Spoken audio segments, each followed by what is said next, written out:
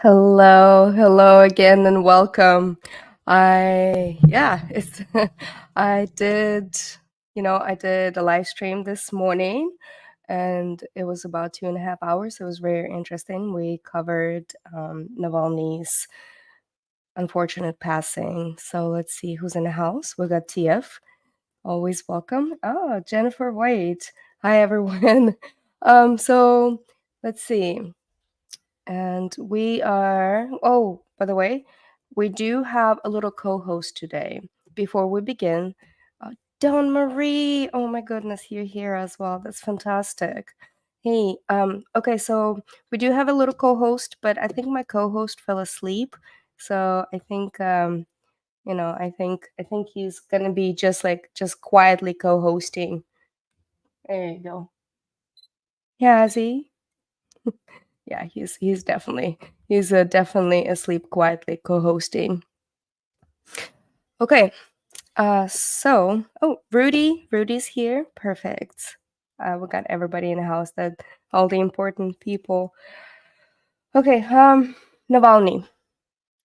We did a live this morning, and it was a spontaneous live, and basically what I did is just kind of trying to see what is going on right away and getting any kind of messages that's coming from Russia about Navalny, because there are some protests not even protest, more of like memorials. People are going to the memorials to fallen opposition leaders, and they do have, like, after Soviet Union and after Stalin, actually, they have memorials all over in every single city in Russia to the opposition leaders, and or to whoever was wrongfully accused and imprisoned, and it's very nice after the dictatorship of Russia. So everybody's been going and putting flowers or putting up signs and everything all over Russia. So we have, as of right now, we have about 100 different Russians are detained because they were trying to protest the fact that Alexei Navalny has died. Well, he got killed. And we'll get into, like, if you're still joining us in here. So let's see, if you're still joining us in here, we'll get into it, like who's actually Alexei Navalny is and why one of the people that's very knowledgeable about this topic. So great shirt. Thank you. It's Kwame time. You can actually purchase this shirt at one of my merch. It's Kwame time means reading comments that make you want to vomit. So Kwame time. And today's cup is brought by StreamYard. There's a link in the description. You get $10 off if you sign up for StreamYard, and it's fantastic. And I'm hoping that the link actually works. If you guys hear anything in the background, I'm still receiving. You shouldn't hear anything in the background, but I'm still receiving the messages. I've been receiving a lot of updates and everything from actually from over there and what's going on, if there's any other protest. And we'll take a look. We looked at it earlier, but I'm going to run again through some of the videos and the way the protests are going. I wouldn't peaceful protests, more of like memorial peaceful protest against Putin. Great shirt. Yeah, it's comments that make you wanna vomit. So, okay. Let's move on really fast. So, Alexei Navalny. Who is Alexei Navalny? And I'm sure you have heard in the news already. If you haven't, that's why we're here to actually talk about it. And basically, what we wanted to bring awareness to who this person really is, because I know some of the people are not very, they don't follow Russian politics, or they don't follow a lot of the stuff that's happening in Eastern Europe and Eastern Bloc. And so Alexei Navalny, he's Russian. He's a Russian opposition leader, and he's a lawyer and also anti-corruption activist. And right, he was a political prisoner. He organized different anti-government demonstrations and ran for office to advocate reforms against corruption in Russia and against President Vladimir Putin. Basically, he started running within opposition. He's part of the Democratic Party in early 2000s. So he started with it calls Apple Party, Yabloko Apple Party. And so Navalny, he was a Russian Opposition Coordination Council member, and he was a leader of Russia of the Future Party and a founder of Anti-Corruption Foundation that was fighting with anti-corruption. And he was recognized by Amnesty International, and like, and then he was awarded multiple prizes on human rights. And as of 2021, like, Navalny had over 6 million YouTube followers, and he had over 70 million TikTok views. So he wasn't just an opposition leader. He was a glimpse of hope that Russian people had, a glimpse of hope that maybe there's something after Putin. Maybe there's a person who's going to take over the office and will be something after Putin. Because in coincidence, as of today, it will be 1 month until Russian elections. Russian elections are happening between the 15th to the 17th of March, it's very coincidental. And I think one of the reasons that he got killed, because it's to send a message to any other opposition parties within inside of Russia. And there are multiple world leaders actually came out and in support of Alexei Navalny and in grievance as well.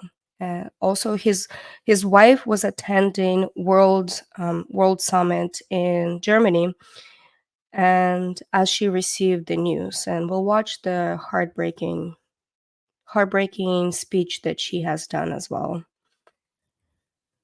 And if you have any comments or questions or anything, feel free to put it into the chat. And we just wanted to bring awareness, like, of what Alexei Navalny actually did and who he is, and the chilling messages that he has put out before he got arrested. Another thing, he had twice Russian government attempted to execute him. First time, it was some kind of green substance that was sprayed into his eye during an airplane ride, and he was screaming in agony. Then they got him to the hospital, and they wouldn't let even his wife to enter the hospital room because they were trying to like prevent anybody, because it's part of the assassination plan. And so the first one, it was in 2017, and the second one was August 20th, 2020. That one was with Novichok. Novichok is chemical agent. That chemical agent was actually developed within Russia. One of the reasons we know it's a chemical agent, it's a nerve agent. It attacks your nervous system. And one of the reasons we know is because of the specific formula that is developed only in one institute, which is called Signal Institute in Russia. So Novichok was not the first time was used against the assassination of different opposition leaders or anybody else who's speaking out against Russian government. Novichok was used in a Skripal case, and Sergei Skripal, he's a military intelligence officer, and that one happened in Salisbury, England. That one, him and his daughter, gratefully they were able to survive, but him and his daughter fell ill, and we can actually do a whole life about this, about like the actual case in Novichok, the nerve agent, how it came about with the Skripal case. So that's why we know that it was not used for the first time.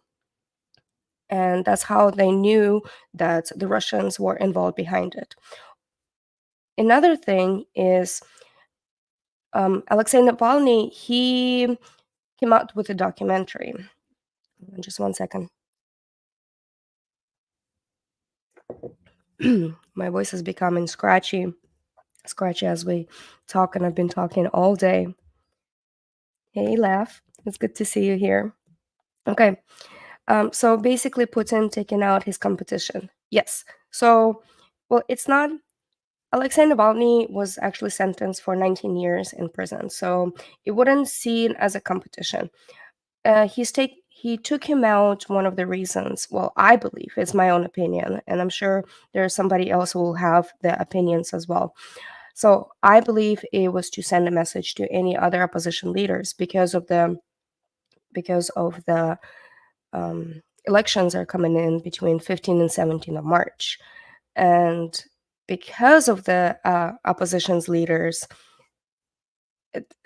it frightens them, right? It frightens them. They don't want to die. And we all know that somehow notoriously people fall out of windows or something else happens, or a car accident or anything else, that speaking out against the government within the Russian Federation. Okay, so in 2020 there was an attempt to assassinate him with Novichok, and one of the reasons they figure out it was Russian because Navalny came out with a documentary.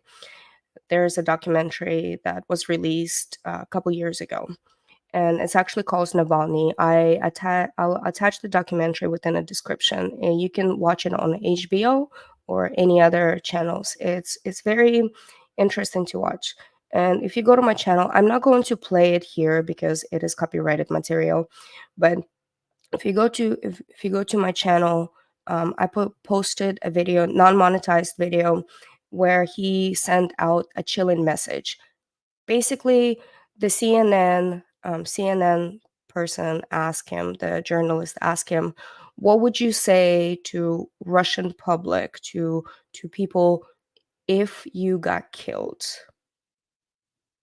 That was extremely chilling to watch after that, because he said that don't let that stop you.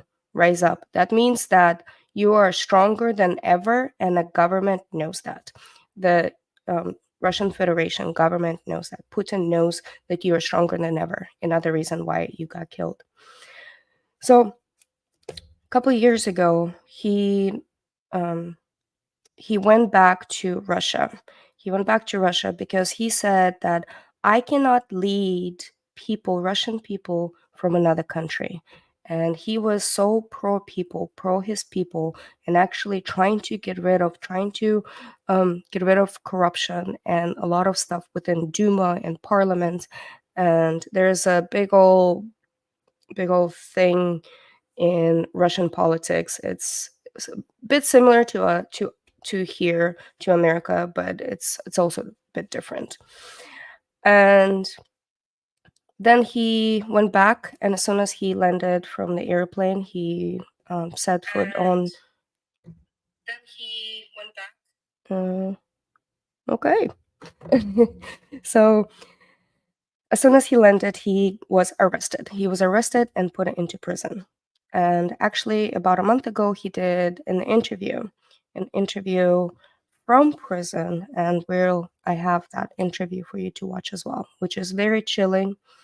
And he does look healthy, and his family always said, like, he every time he spoke from prison, he looked healthy, he sounded healthy. So that's why we're thinking that he actually was murdered instead of died from natural causes.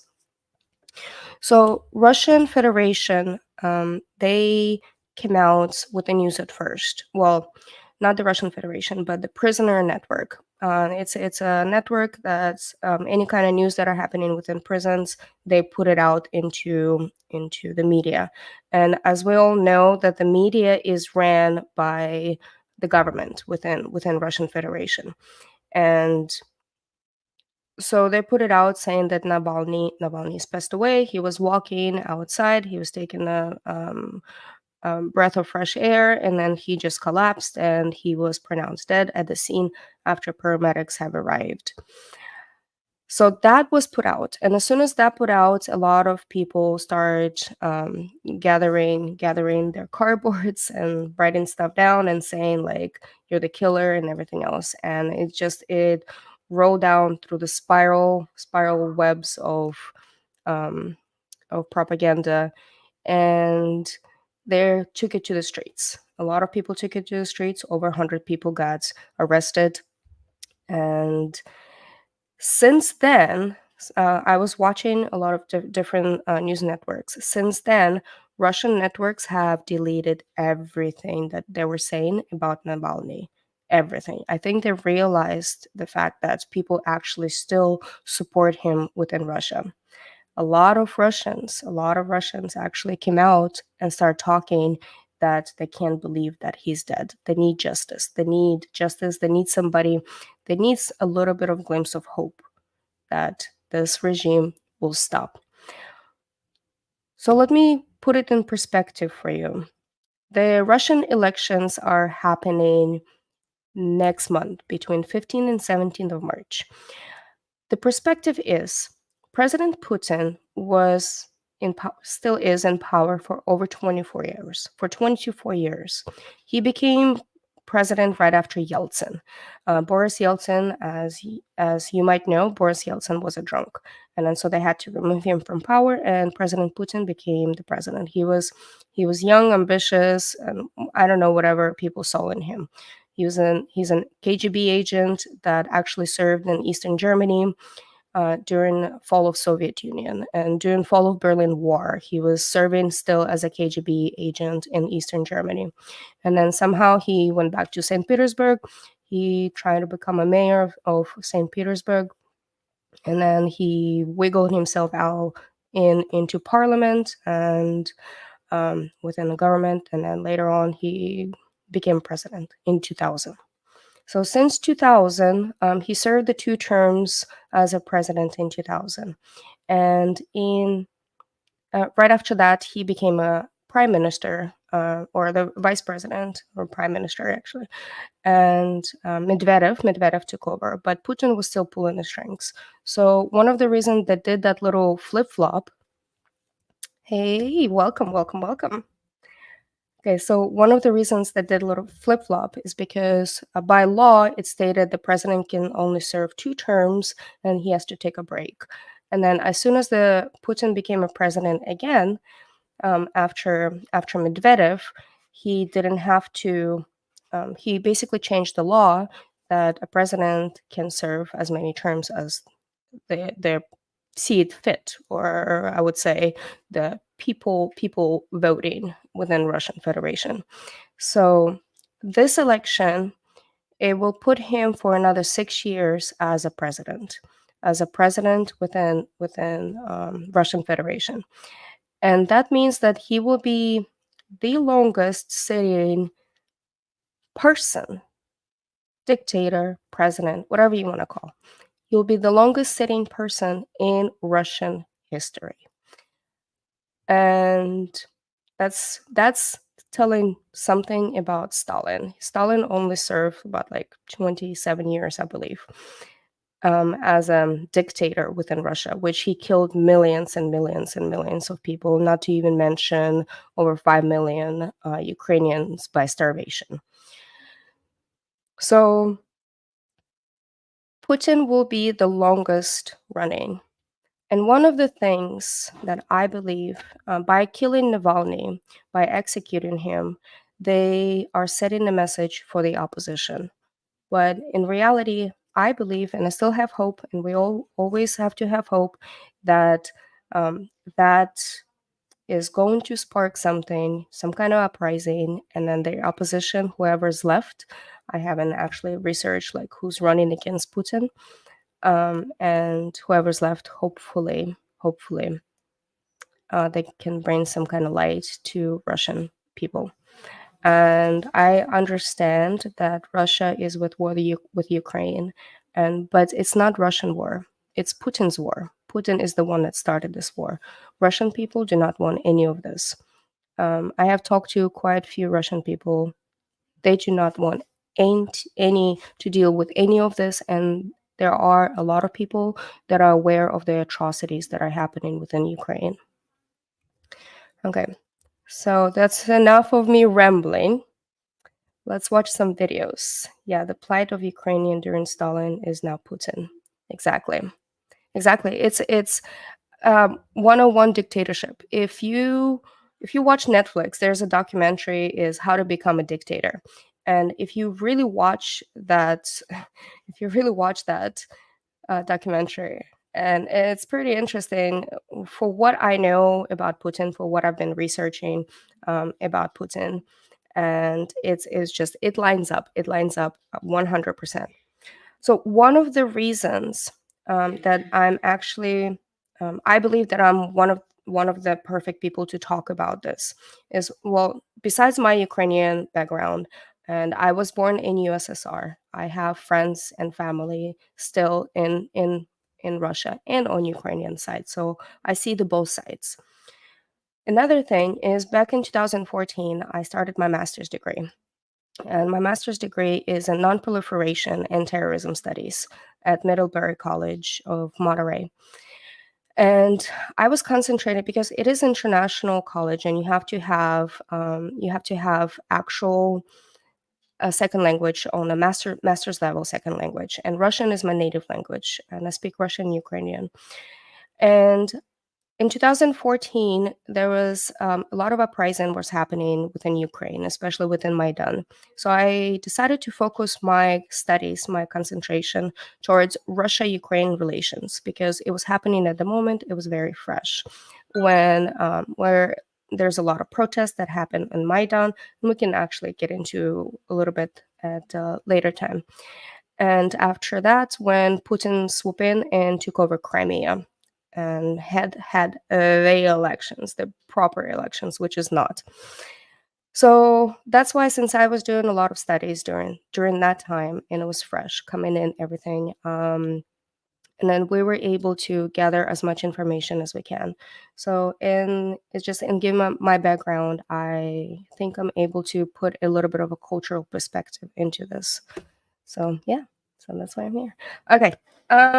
Let's do this. Let's start watching some stuff, so that way you guys don't have to hear me rambling after this. Okay.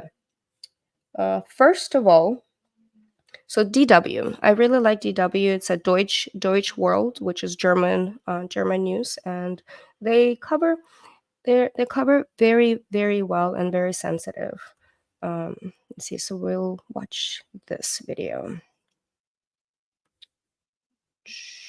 DW causes shockwave. Perfect. Share. And I guess we can remove Hazmat's cam because Hazi is not there anymore.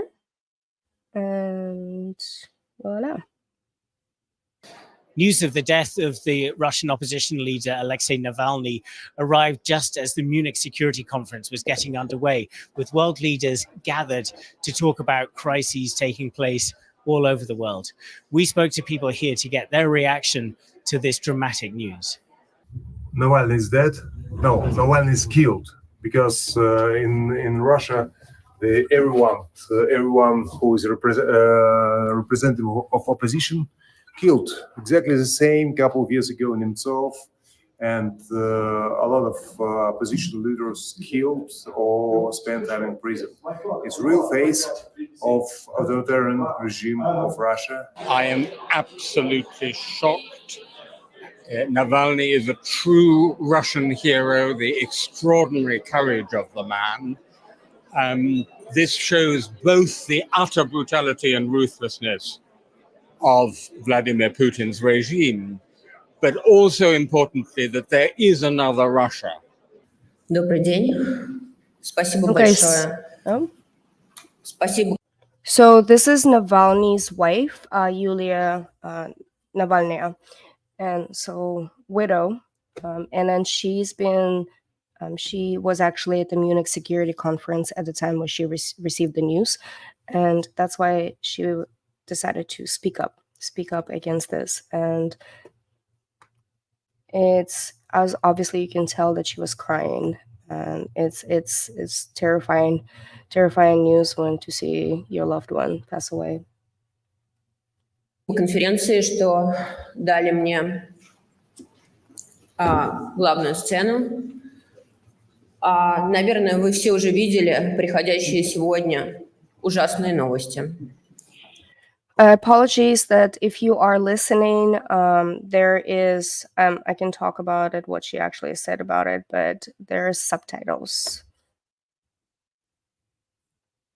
Я долго думала, стоит ли мне выйти сюда или сразу лететь к моим детям. Но потом я подумала, что бы сделал Алексей на моем месте.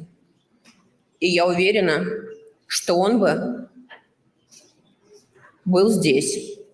Он был бы на этой сцене. И я не знаю, верите или нет тем новостям, ужасным новостям, которые мы получаем только из государственных источников в России. Потому что долгие годы, и вы все это знаете, мы не можем верить Путину и путинскому правительству. Они всегда лгут.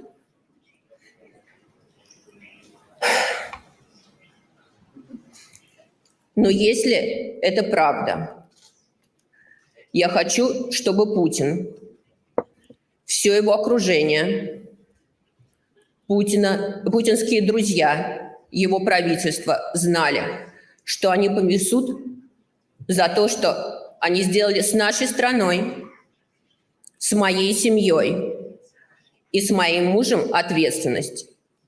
И этот день наступит очень скоро.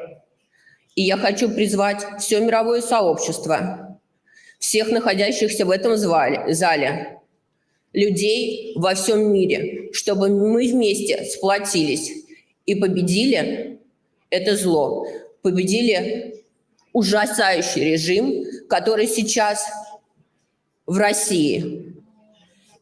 И этот режим и Владимир Путин должны понести персональную ответственность за все те ужасные вещи, которые они делают с моей страной, с нашей страной России в последние годы. Спасибо большое.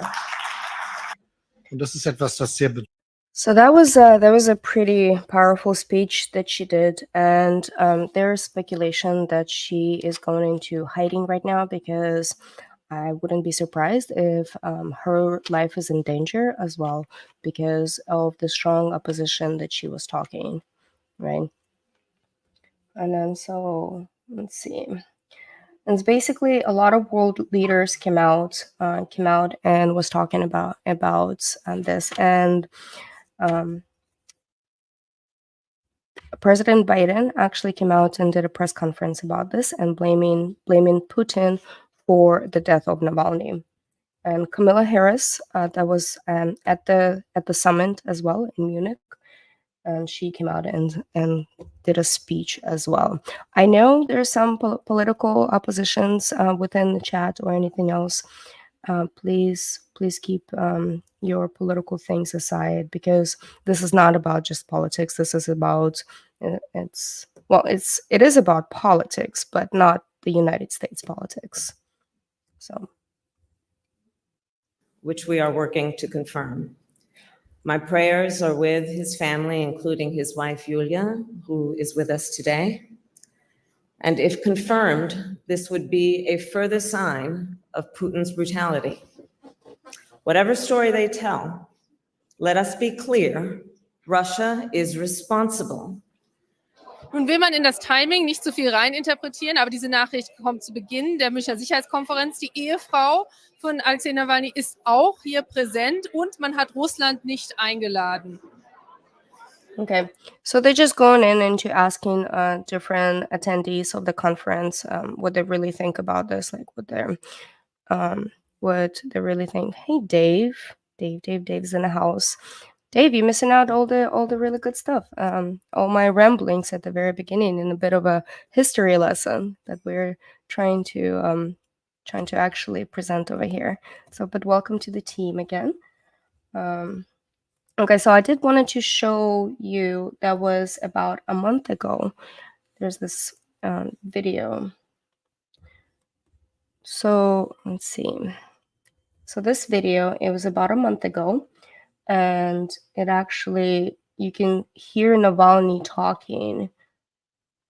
It was his last. Press conference, and it's a bit eerie, but it's his last press conference, and that way you can actually hear it in his own words.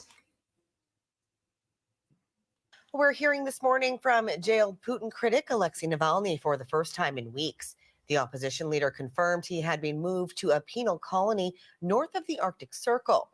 For more on this, let's go to Julia Wong in London. Julia, what is Navalny saying?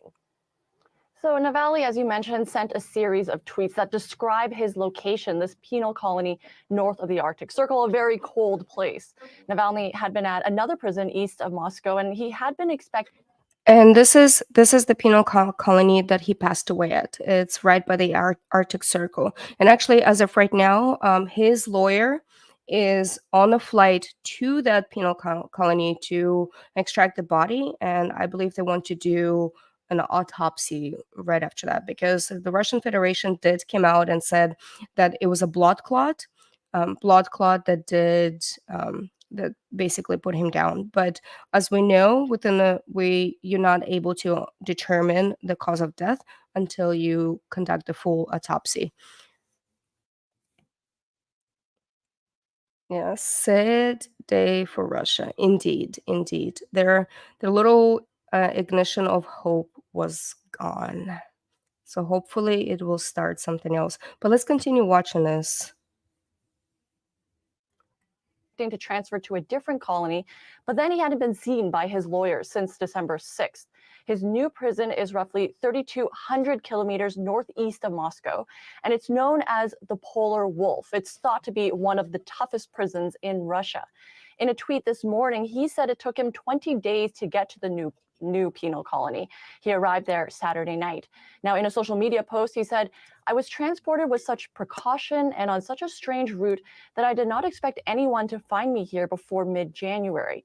He adds that he was able to see his lawyer, and despite concern over his whereabouts the last few weeks, Navalny appears to be in good spirits, tweeting, "Don't worry about me, I'm fine. I'm totally relieved that I finally made it." And he thanks people for their support. Now, he also posted about seeing shepherd dogs and snow on the ground. But as I mentioned earlier, this new colony is quite stark. His fellow prisoners have been convicted of very serious crimes, and the conditions there are difficult. Winters are obviously very harsh, being that far north. Temperatures there can get to -20 and colder. And Julia, we've been hearing recently a lot of concern around his absence. What can you tell us about that? So there had been worry about his health and how he hadn't received medical help for years. And then his absence from scheduled court hearings really sparked concern for his well-being. Now, Navalny is the most well-known critic of Vladimir Putin, and in 2021, he caught the world's attention after he was poisoned with a nerve agent, an incident he blamed on the Kremlin. Now, he underwent treatment in Germany, then he voluntarily returned to Russia, and he has said in the past that he was being put behind bars because Russia views him as a threat. He's serving a roughly 30-year sentence after being convicted of founding an extremist organization, fraud, and other charges that he has long denied. Now, his disappearance from the public came as the Russian presidential campaign kicked off earlier this month. Vladimir Putin has said that he will be seeking another 6-year term, and Navalny's team said that the timing was suspicious, adding they believed Putin wanted to make sure Navalny was not heard from during the election campaign. He is the main rival of Putin, and it is obvious for Putin himself. This is why I am completely sure, this is why he ordered this transferring to happen in this particular time, only to get rid of Aleksei, for him not to unite people, not to call for any rallies or any activity in general. Now, Russia maintains Navalny is a convicted criminal, and in regards to his weeks-long absence, the Kremlin has said that it didn't have the intention or the ability to monitor the fate of prisoners. Julia, thanks so much for this. That's Julia Wong in London. Yeah, and that was actually a month ago. And the fact that the conditions of the prison was not, it's breaking every single humanitarian law out there. And they say it's one of the worst prisons to be in Russia as well. Okay, I did find. So President Zelensky, the Ukrainian president, he actually came out and said, "Hey, Punizione." So, oh, hi, baby, get up there.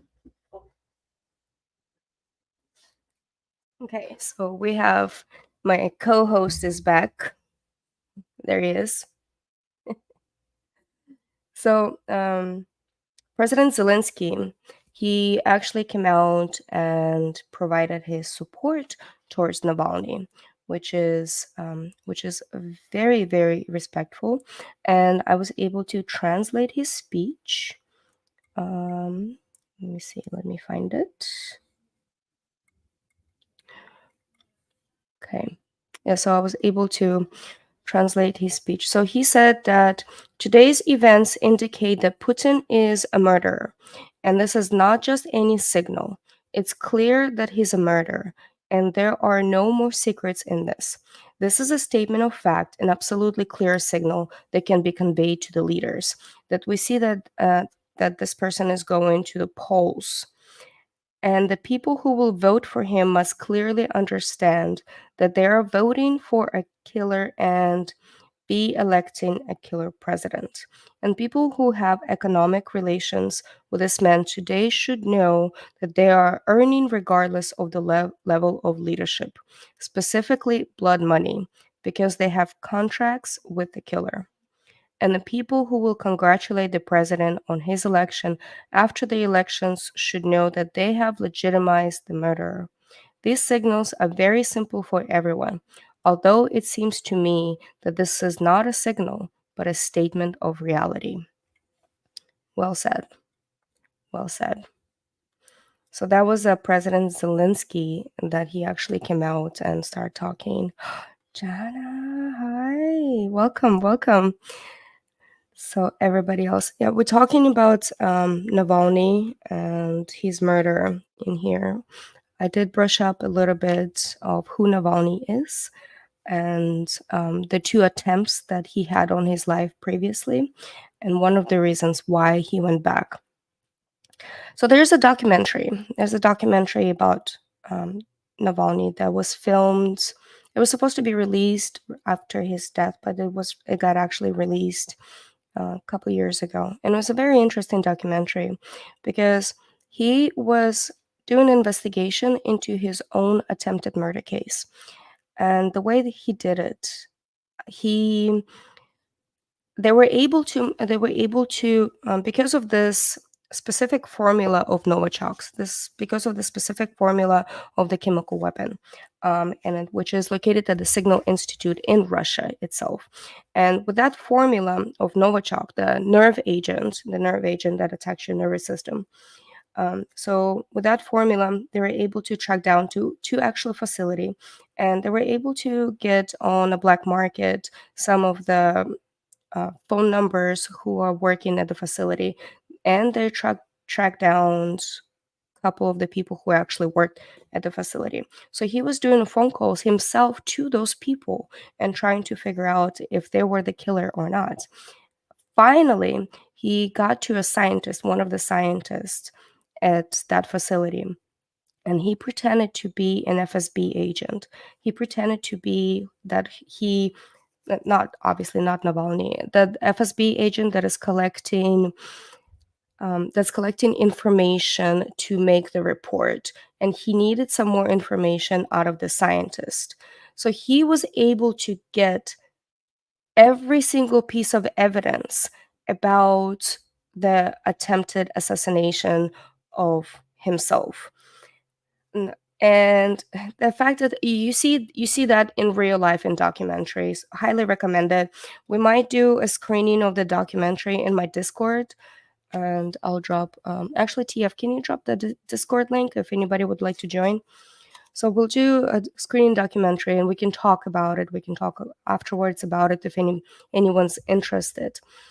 And so he was talking to this guy, to the scientist, and he got every single detail: who was involved, how did they do it. So they put the nerve agent in his underwear in the hotel room, right? So that way he was putting his underwear on before he got on the flight, like dressing.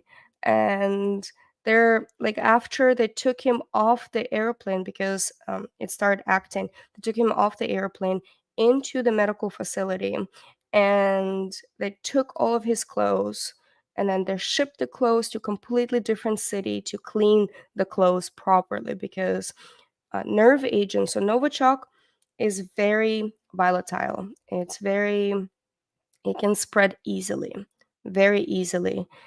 And that's why they're just like try to contain everything. And Navalny found out every single detail about his attempted murder with Novichok, which is completely just mind blown.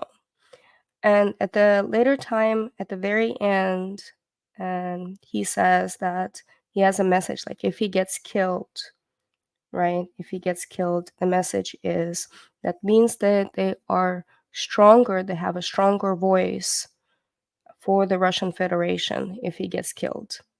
And I have I'm not gonna play it here, but it's on my channel. I have that message on my channel. Feel free to take a look at it. It's very eerie and interesting. Very interesting. So this morning we were doing some live updates as they're coming in. Right now it's early morning in Russia, so it's fairly quiet, and I'm sure tomorrow morning we'll get some more of the news if anything is happening within Russia. And let's see, let's check times. All right, let's check New York Times and see what they have to say. Okay, New York Times. Okay, so Biden blames Putin. They did come out with a press conference today that he was blaming Putin. And the latest is President Biden said there was no doubt that President Vladimir Putin government was behind the death of Aleksei Navalny, the outspoken dissident who Russian authorities said died in a remote Arctic prison on Friday. Make no mistake, Putin is responsible for Navalny's death, Mr. Biden said at the White House news conference, while acknowledging that the United States still did not know the details what happened. What has happened to Navalny is even more proof of Putin's brutality. No one should be fooled. That is very true. travel bug, you're new here. Well, welcome to the channel. We do latest and greatest news, or not the greatest. We do the news that I can comment on and provide some expertise. I have a background in nuclear weapons and nuclear weapons policy and weapons of mass destruction. So we go into the different details as we're doing something else and talking, just carrying on a conversation. So feel free to join our membership as well. So we have memberships, but welcome. We love that. We love having new people over here. Okay, so Navalny was one of scores in prison for their political beliefs. Yes. And I haven't had anything else coming out from the Russian channels, but like I said, it is quiet over there right now because it is the morning time, and военных разведки возбуждение группы Putin. So if I do stop talking, it means that I'm actually reading in Russian and trying to translate for you. So there were protests. Actually, you know what? Let's do this. So there were protests today all over Europe. There were protests today all over Europe, and I'll show you a couple of the videos that people are protesting, and we'll dive into some of the videos from Russia. And see from Russia about the different arrests and stuff. So let's do.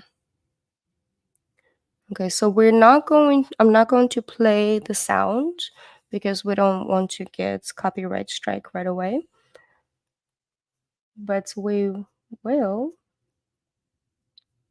I will show you some of the videos, and we'll comment it as we're watching them. Okay, so this one is Теплые людей прошли память Алексея. This one is in Moscow. So this video was taken in Moscow, with people are coming out to the streets and actually providing their support. And so they go to the memorials where the other opposition leaders have they passed away when they're trying to speak up against Stalin, and or they either got thrown into prison or anything else. So everybody's going to the memorials to the opposition leaders, because this is for Aleksei Navalny.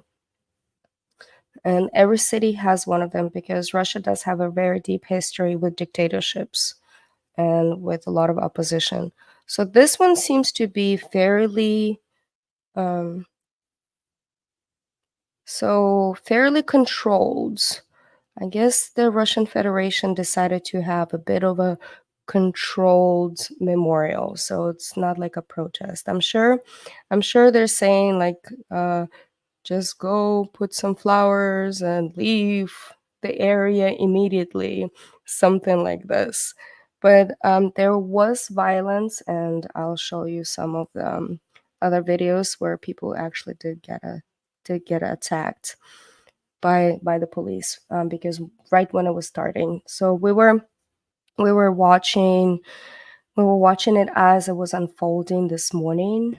And so yeah, this one is fairly peaceful, which is actually good. But I wonder if they're just trying to control the narrative, right? Because they probably the Russian Federation probably like, oh no, oops, we messed up. We shouldn't have put it out into our propaganda stuff. And okay, let's see. Oh, there's another thing.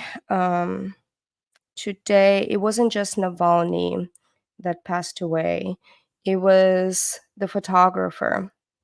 It was a famous photographer, and he was very famous for doing pictures of protest and actually putting them out into the world as they are, as they progress and everything. So he passed away with mysterious circumstances as well. So, and then he was one of the photographers that did a very famous picture of the stuff with Navalny, and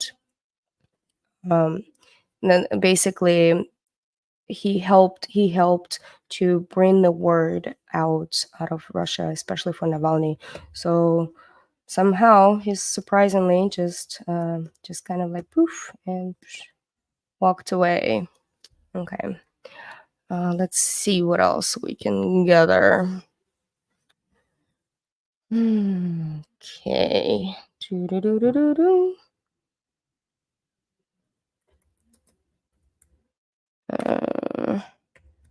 Let me reply to this message.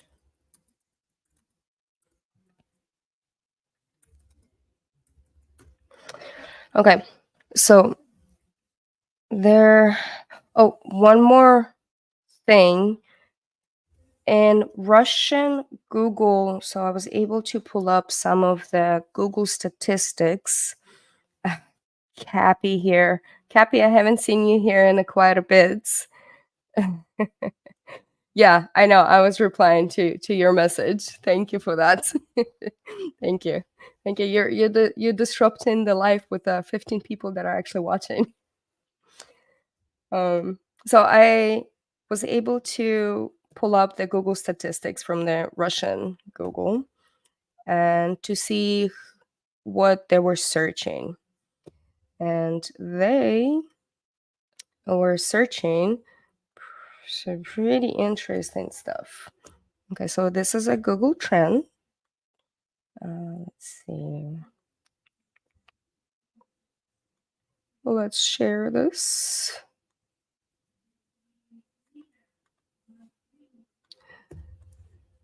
Okay, there you go. Oh, what's going on in here? Okay, so this is a Google trend, right? And Navalny, which is at the very top, right here, at the very top. I know it's in Russian. Just bear with me. I know it's in Russian. In Russia, he was actually searched over 1 million plus. So that's good. So hopefully it gets and then this one is the photographer that passed away. So Dmitry Markov. So like right under Navalny is the photographer that passed away with mysterious circumstances as well. So which is, to me, this shows actually the fact that people are curious and people are curious of what's going on. So that's really good. Okay, let's see what else they have. I wanted to. So this is the world headlines. The world headlines of it's everywhere because he was such a strong leader, and every majority of the Russian embassies, people were protesting right in front of that. Yeah, what did you do? You're making me stop the stream. Okay, so let's see, share. I'll show you what I'm. There you go. So this one is a lot of different memorials are happening. Hold on just 1 second. And then this is throughout Europe. This one is Tbilisi, Georgia. Tbilisi, Georgia. This one is Batumi.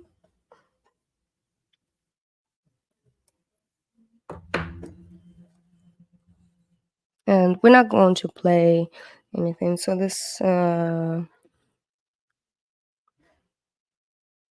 so this one is, the translation is, you are beach. And they say that you'll pay for everything. So there are people are putting out messages in Russia and the different memorials. And these are the memorials of the fallen opposition leaders during the communism times. Let's see. It's weird that it happens right after the serious threat from the other day. Yeah, very true. So we did actually a live about it and a little bit of a deep dive on this one because it is a serious threat that did come out. Russian Federation did come out and said that they have a capability of the satellite nuclear powered anti-satellite capability, right? And a lot of the media took it into a completely different spin where they're like, oh no, they have nuclear weapons in space already, or it just went into turmoil. But it's nothing to be worried about at the moment, but it is. Also, another coincidence is the fact that the elections are happening, the Russian elections are happening next month between the 15 and 17 of March, right? Say 15, 17 of March. So this today marks exactly 30 days right before the Russian elections. And like I believe that this right here was actually sent as a sign to kind of like keep the opposition at bay, saying like no one is safe. So there's some more different memorials. All of this is pictures from Russia. See some more memorials and all right. So we already seen this when she was talking, and what is this one? Okay, so this is just the audio. We're not going to take a look at this audio. I need to find those videos for you. We're actually at the very, very beginning, and we played them on the live this morning too. But the people were getting arrested, and there's over 100 people right now in Russia that is arrested for protesting and rising up against everything that's been happening. And the fact that like all over the world and in majority of the countries, actually I'm going to show you to this. Let's see. So this right here, this one is from Tel Aviv, Zurich, Amsterdam, Belgrade, Berlin, Buenos Aires, Dusseldorf, Praga, Hamburg, and Stuttgart in Germany. So there are multiple protests and showing their support towards Navalny. So that way you can see how much support this person actually had, and there was a glimpse of hope that they had. So all of this is from the memorials all throughout Europe and even Buenos Aires. And everybody's saying Putin killed Navalny. And then this video, it just shows you some of the how much like true support that people had for him. You're very right. You're very right. And I think when he stepped off that airplane, when he first landed in Russia, and he stepped off that airplane, he knew that he's going into his deathbed. And it's very, very unfortunate. But he also said in his documentary that I wish I could play it on here and we can all watch it together, but I can do it in Discord. We can do a watch party in Discord. We can actually schedule it for tomorrow to do a watch party about this documentary, but I cannot do it in here. So within his documentary, he said that if I get killed, right? If I go in and I get killed, that means that we are stronger than ever. And then he goes on in talking in Russian to basically appeal to the Russian people and then rise them up, saying like, hey, it's okay. Be strong, be strong, be for your country. Just rise up for the country. And I think that message is extremely, extremely strong. I posted the message on my YouTube. I will not play it in here, but I can send you the link. And it's very interesting. It's very interesting to see. Oh, by the way, I am not monetizing on that message either, because it's extremely important for people who truly understand. Truly understand.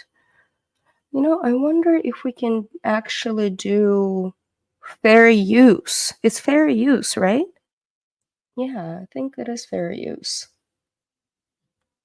I can fight for this, right? I think so. It is fair use. It is, yes. Okay, never mind. We're going to play this. We are going to play this.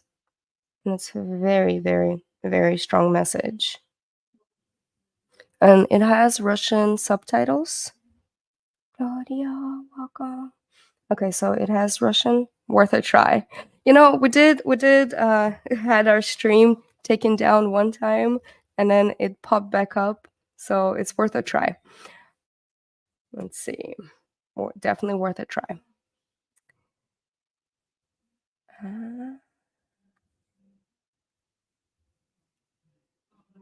It's the dictators. It is. So, for example, it's not a Russian war in Ukraine right now. It's Putin's war. It's the dictator's war. Okay. Let's try. Okay. If the life goes down, you know what? It's not my fault.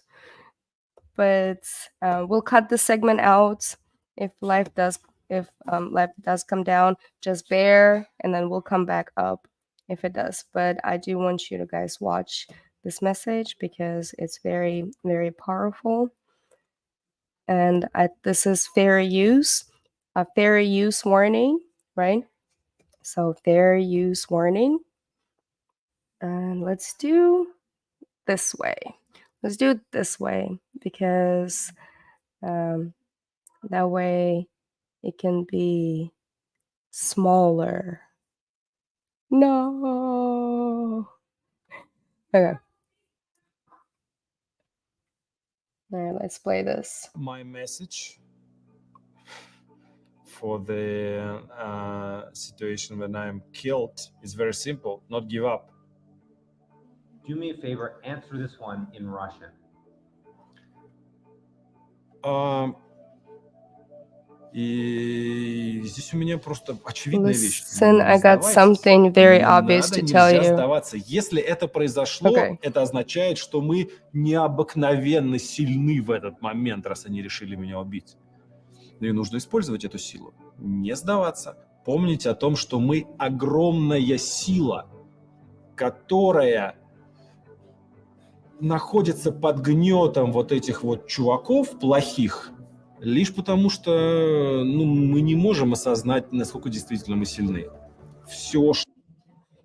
Yeah, it's about a minute long. Hey, the stream didn't go down. Nice. Okay, but I do want to read. I'm gonna read this for you, and my co-host is gone again.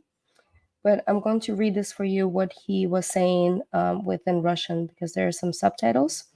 So we'll do this. Could watch a Star Median's History of the Romanovs. Yeah, that is a really good watch. I know, Claudia. Okay, so this is what he was saying in English. Hold on a second. Let me play this. That way. I'll read it to you what he was well, he was saying in Russian. He was saying in Russian to appeal to Russian people. So these are his words, but in translation. Listen, I've got something very obvious to tell you. You're not allowed to give up. If they decide to kill me, it means that we are incredibly strong. We need to utilize this power, to not give up, to remember we're huge power that is being oppressed by these bad dudes. We don't realize how strong we actually are. It's necessary for the triumph of evil. It's good for the people to do. It's not good for the people to do nothing. I don't believe. Hold on a second. What? The translations? It's okay. What was the last part? Okay. So don't be inactive. He said, don't be inactive. And then he smiled, and that was it. So his channel is dedicated to fighting the propaganda. They made him a martyr. They did. So he did, let's see, he did have he did collaborated with some questionable organizations. We're not going to name them in here on this channel whatsoever. So he did collaborate with some questionable organizations, but his answer with that, and with this documentary, the CNN reporter actually called him out on collaboration with the questionable individuals, and he said that as of right now, anyone who's against Putin is my friend. And after that, we'll figure out what's happening. So in a way, it's kind of like the enemy of my enemy, or how does that go? The enemy of my enemy makes us friends, right? something similar to that. So it's like, if you have an enemy and I have an enemy and we have a similar enemy, guess what? We're going to unite right now. We're going to get rid of this enemy, and later on we'll just fight it out and see what happens. Yeah, they made him a martyr for sure. It's very interesting to, like, this morning, just kind of like as the news are rolling in, and I was able to digest it after that, and I was watching some of the Russian channels. Not a big fan of Putin. No. And you know what? Okay, so I will say this before I state this statement, and my trolls might be. My trolls might cut this one out, but it's all right. Okay, I will state this. Anyone who supports Putin and supports the efforts that he's doing or the destruction that he's doing to Ukraine, you have zero support from me. I don't even think of you as a righteous person to even talk about this kind of war. Because the atrocities that are going on, the propaganda that is getting pushed out, is that everybody keeps seeing, everyone in the world see what's going on. I cannot support this. I am pro-Russian people. I am pro-Ukrainian people. And I'm against Putin, and I'm against every single effort that he's trying to do to destroy Ukraine, to disrupt any kind of economical thing that's happening within Europe, and mysteriously kills oppositions. That's it. That's my statement. All right, so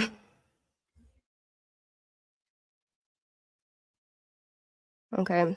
So there are not really any same You know what? Let's put a whole bunch of hearts into the chat, and then actually really provide support to all of those that suffered, all of those that are just truly lost a lot of the stuff that is this dictator has brought upon them. And it's not just in Ukraine, it's in Russia as well. Just throw a whole bunch of hearts in there, because it's not, Russian people are suffering. Russian people are making barely anything, and especially with these sanctions that that got slapped, they start feeling. And there's a lot of Russian people that actually fled Russia as well because of the war that Putin started putting out against I don't even know what he wants to do. He just doesn't like the West, and he thinks that this is how it's going to hurt. He's a martyr. He's a dictator. And if I'm gone, if I disappear, it's the Russians.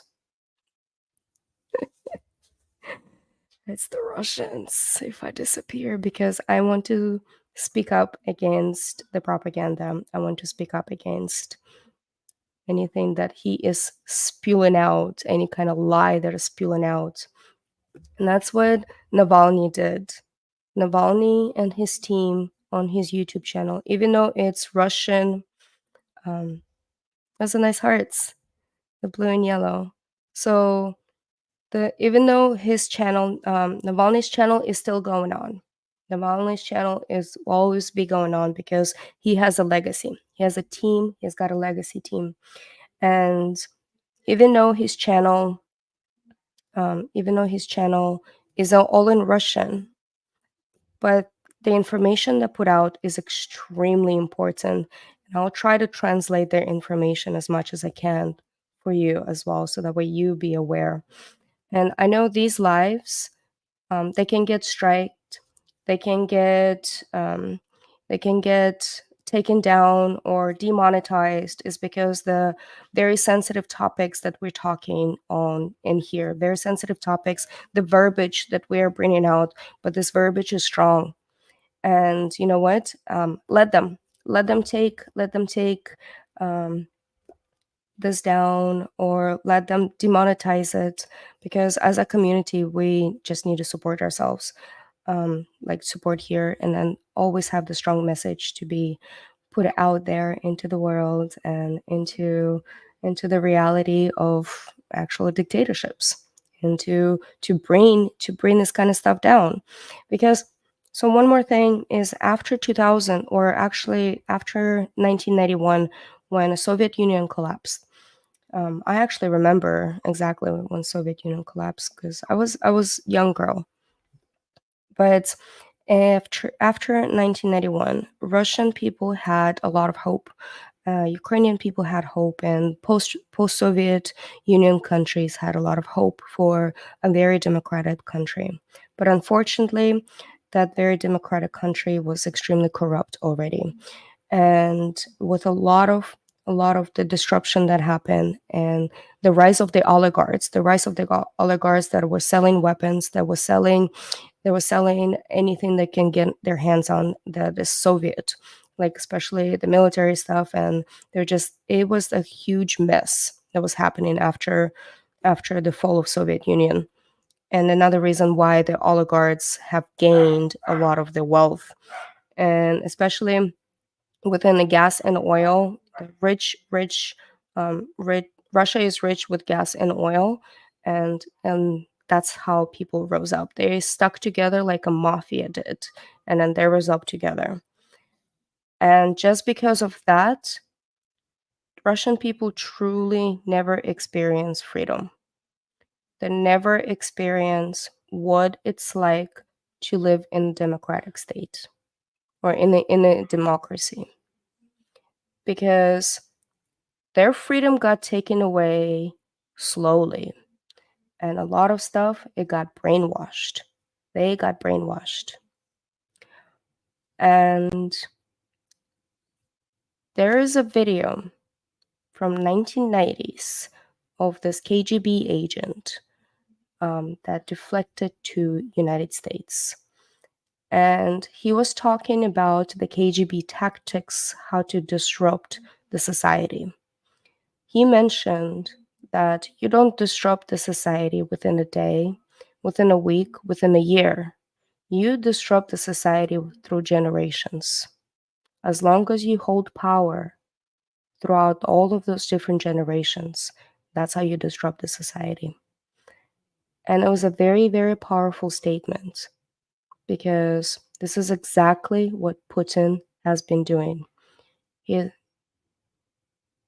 lot of his tactics remind me of the person from World War II that shall not be named, starts with an H and a little bit of a blackness under his nose. They started out as a humanitarian missions into different countries. They started out as humanitarian missions to Ukraine, humanitarian missions to Poland, and everywhere else. And as soon as that person pulled the plug and said, nope, we're going to war, all of those humanitarians turned around and started picking up weapons and shooting every civilians within the different villages. Another way how it all started out. They had the youth. They had the youth camps, the youth reform camps. Guess what? Russia has the youth reform camps, where they call it Russian youth, right? Putin's children, Putin's youth. And then all of these reform camps, as in patriotic camps. Yes, they have them. And majority of the people, the 20,000 children that were gone from Ukraine, they went to those reform camps to get all of this propaganda into their brains, to get all of this propaganda, and then to trying to reform them to believe Putin's lies. Thank you for sharing your knowledge with us. Of course. And that's what I'm here for. And I think this is the topic that I can talk for hours and hours and hours. And we can go into different ends. We can go into different weeds and actually talk about the reformation camps in Russia. We can talk about those 20,000 children that were taken away at the beginning of the war from Ukraine and then loaded up into the buses and actually taken into Russia, into those reform camps. And their mothers, Ukrainian mothers, a couple of them were able to retrieve their children back. And then majority of them are not. They're not able to. They cannot find them, or they don't have any means. We can talk about the efforts that Russia did within Ukraine to disrupt a lot of population, to disrupt a lot of people's lives, and how they're going about it. And we can compare the Ukrainian war to Chechen war, because the Chechen war and the tactics that Putin was doing within Chechen war in 2000, like right after he took power into Russia. So the tactics that he's using in Chechen war are this very similar tactics that are being utilized within Ukrainian war. The Chechen war, for example, he was able to take over because when he went into Chechnya, he was hoping that he's going to be received with an open arms. Did not happen. Didn't happen in Ukraine either. And when he started taking over some regions in Chechnya, he started rebuilding those regions to show people like, oh, look, we're here on a humanitarian mission. We are rebuilding your lives. Yeah, you're rebuilding the same buildings that you just destroyed. You destroyed lives to rebuild lives. Exactly the same tactics that he's doing within Ukraine. And we can talk about that. Or we can talk about the history of Russia, and then how actually the Ukraine got formed, and then the Crimea, the fact that the Crimea was given in 1956 by Khrushchev to Ukraine as a peace treaty. And the way it was given to them, it was over some whole bunch of vodka, and and it's like, hey, you can have this back. You can have this back. And we can also talk about the pipeline. There's a pipeline that that they're building the second pipeline.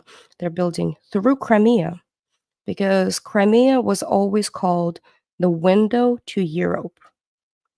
It's a Soviet window to Europe because of the ports.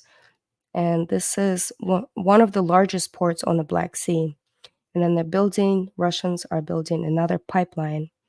And they did not want to pay taxes to Ukraine because they already have the pipeline, the gas pipeline that's running through Ukraine. So they did not wanted to have paid taxes with that. So they took over Ukraine. But now they're trying to take over the eastern region.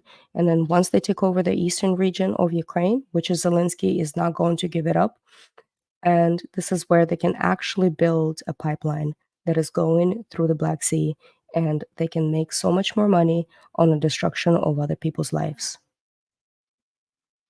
So we can talk about that, and we can support, and we can provide a lot of support. And this is what we're going to be as a channel.